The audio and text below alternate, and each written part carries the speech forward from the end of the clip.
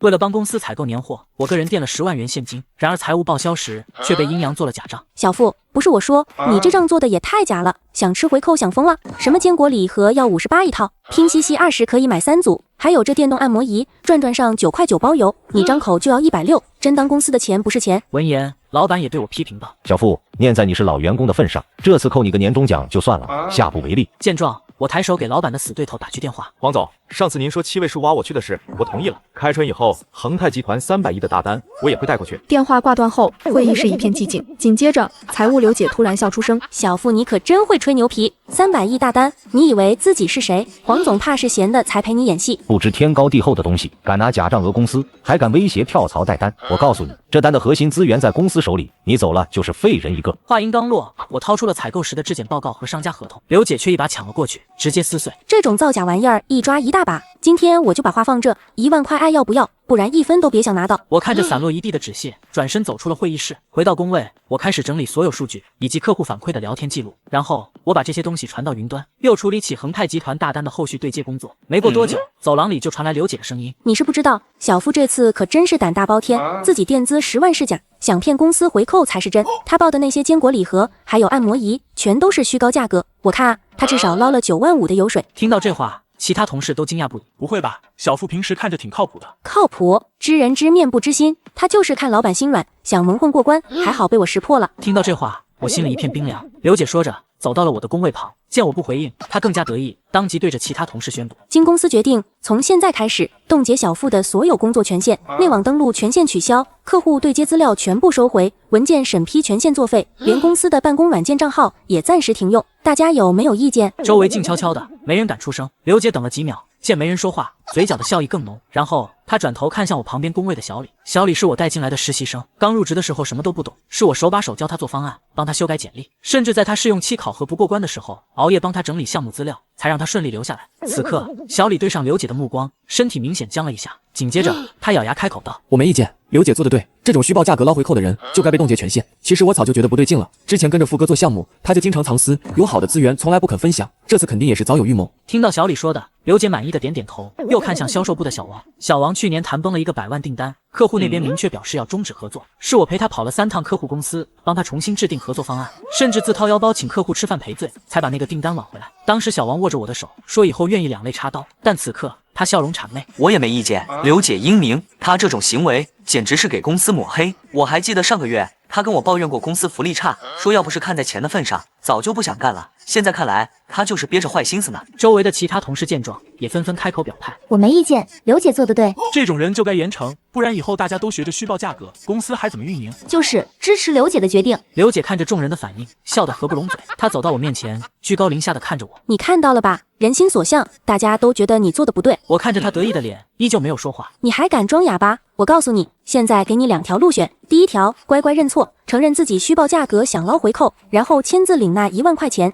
我可以帮你在老板面前求情，说不定还能保住你的工作。第二条路，继续嘴硬，不认错不服软，我会立刻跟老板申请，直接开除你。到时候你不仅1分钱拿不到，还要背上一个贪财的名声，以后在这个行业里，别想再找到一份像样的工作。看着刘姐得意的嘴脸，以及周围那些落井下石的同事，我忽然感觉一切都没意思了。在公司这么多年，我对他们已经仁至义尽，可现在为了区10万块的垫资，他们就要联手把我逼上绝路。于是我淡淡开口道：“刘如烟，你做财务做久了，是不是觉得全世界的生意都是省出来的？”你什么意思？难道我给公司省钱还有错了？既然你觉得你是在省钱，那我们就来掰扯其中的门道。你用你的常识告诉我，拼夕夕20块钱3组的礼盒和这58一盒的能是一个品质？品质不一样又怎么了？不都是坚果礼盒吗？看着好看不就行了？确实好看，但你知道恒泰集团负责采购的刘总，他对黄曲霉毒素严重过敏吗？拼夕夕上那种20块3组的散装货，你能保证每一颗都在无菌环境下封装？我买的虽贵，但它会附带每一批次的报告，食品安全都不注重，你还想跟人家合作？少废话，这就是你编造的借口。我打断柳如烟，伸手指向旁边的电动按摩仪，转转上9块9包邮。恒泰负责签字的王总是颈椎病重度患者，我买的是医疗器械级的按摩仪，你拿9块9的工业塑料垃圾送给他，是想让他进医院，还是想告诉他恒泰300亿的合作在你们眼里就值9块9？听到我说的，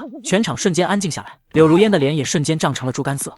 你这是强词夺理，就算这样，那你也不能什么？不能不经过你同意就为了公司利益垫资？我为了拿下这个单子，这3个月哪怕是一杯咖啡都要深思熟虑。你们倒好，单子还没签就开始算计这点蝇头小利，甚至不惜给我泼脏水。你们倒好，单子还没签就开始算计这点蝇头小利，甚至不惜给我泼脏水。老板不知何时出现在办公室门口，我看着他，开口道：“老板，既然你们都觉得我是在做假账，那这账我就不报销了。”闻言，老板面色一喜，但还不等他高兴，我就再次开口：“既然不报销，那这些东西的所有权归我个人所有。既然不是公司的礼品，那就没必要送给恒泰的客户了。”说完，我当着所有人的面拨通了同城急送的电话。喂，顺丰吗？我要退货，对，10万块的货全部拉走。小付，你这是做什么？东西都买回来了，哪儿还有退的道理？那些东西已经入了库，就是公司的财产。老板说着，冲过来想抢我的手机，我侧身避开，反手打开了录音界面。刚才柳如烟亲手撕毁了我的报销单，并且当众宣布拒绝报销，大家都听见了。既然没给钱，怎么能算公司的财产？你现在叫强抢民财，是要判刑的。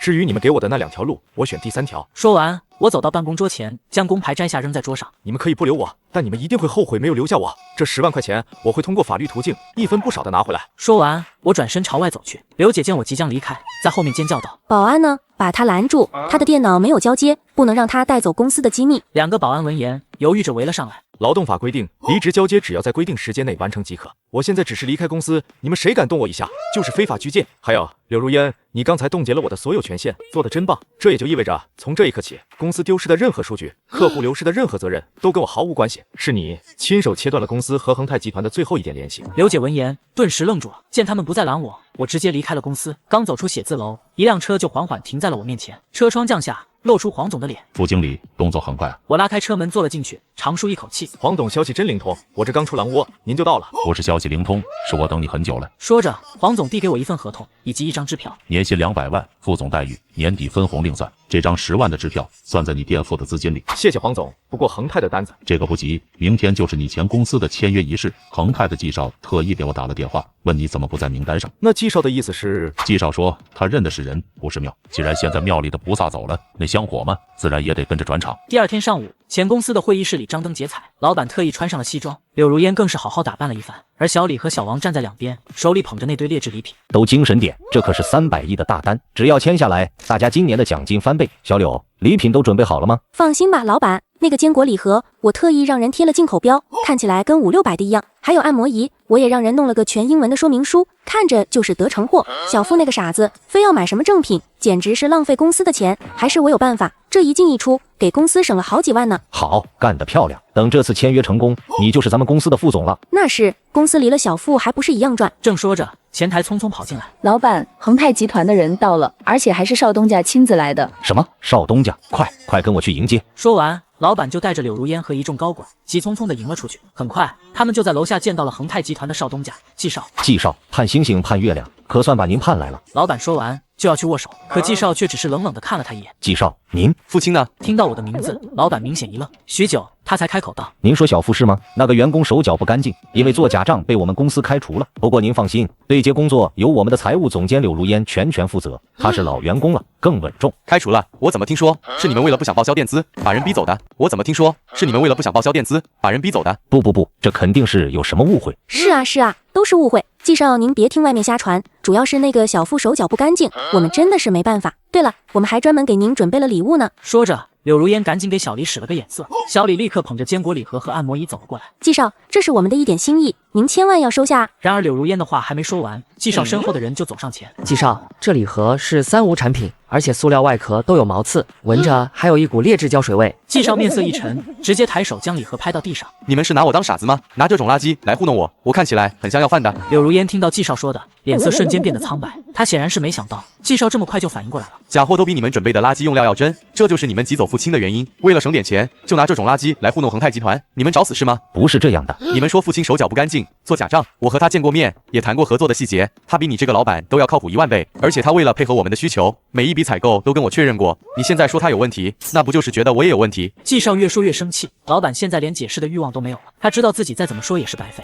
不签了，所有合作全部取消。另外，我会通知法务部追究你们商业欺诈的责任。说完，季少转身就走。老板这下彻底慌了神，上前一把拉住季少。季少留步啊，这是个误会，真的是误会啊！我们马上就给您换最好的。晚了，我之所以选择跟你们这种小公司合作，完全是看在付清的面子上。他为了这个合作，把每一个细节都做到了极致，连我都对他刮目相看，可想而知他的业务能力有多强。你们倒好，把真正干活的人逼走，留下一群只会弄虚作假的废物。季少，我求求您再给我一次机会。父亲跟您谈的合作都是在我们公司的业务基础之上，我们公司的业务绝对是没有任何问题的。您再给我一次机会，咱们只聊合作，怎么样？行啊，那我现在就要看看你们之前提交的数据资料，要是资料没问题，我可以考虑给你们留条活路。听到这话，老板大喜过望，他连忙命令柳如烟去拿资料。可柳如烟看到恒泰项目的文件夹后，却傻眼了。这怎么什么都没有？父亲呢？赶紧让他给我滚回来处理！怎么回事？怎么会这样？柳如烟汗如雨下，疯狂点击文件夹，却一点用都没有。他又点开客户联络表，结果里面也都是空白。季少看着这一幕，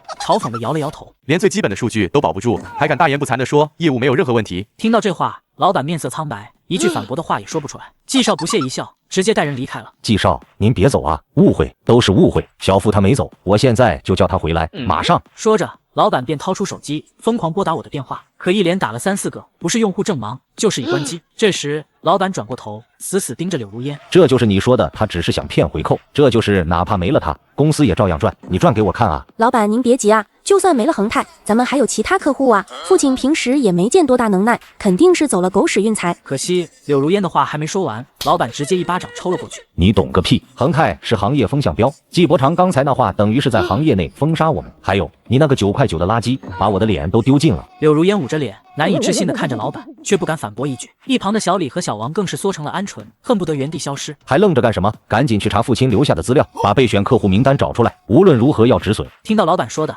一群人手忙脚乱地打开了我的电脑。然而下一秒，绝望的哀嚎声此起彼伏。老板，打不开啊！所有核心文件都需要密码。备用客户的联系方式倒是有一部分，但我刚刚打过去，对方一听我是柳如烟，直接就挂了。父亲之前维护的那个大客户王总发消息说，既然小付不在了，合约到期就不续了。坏消息一个接一个，老板听到后顿时瘫软在地。而我此刻正坐在鼎盛国际的会议室里，黄总亲自为我倒了一杯茶，而恒泰的季少就坐在对面，拿着刚刚签好的合同，笑得合不拢嘴。副经理，还是你懂我们啊！你准备的方案每一条都切中我们的痛点，这300亿交给你们鼎盛，我放心。季少过奖了，是黄总信任我，给了我最大的权限和支持。疑人不用，用人不疑。赵经理，为了欢迎你加入，也为了庆祝拿下大单，今晚公司包场庆功，每人发1万元现金红包，算你的入职礼。听着周围同事们热烈的掌声，我心中感慨万千。原来在正确的环境里，努力是真的会被看见的。庆功宴上，我发了一条朋友圈，配图是现金红包和那300亿的合同，文案只有4个字：未来可期。钱老板和前同事们看到后，一个个都快疯了，尤其是柳如烟和钱老板，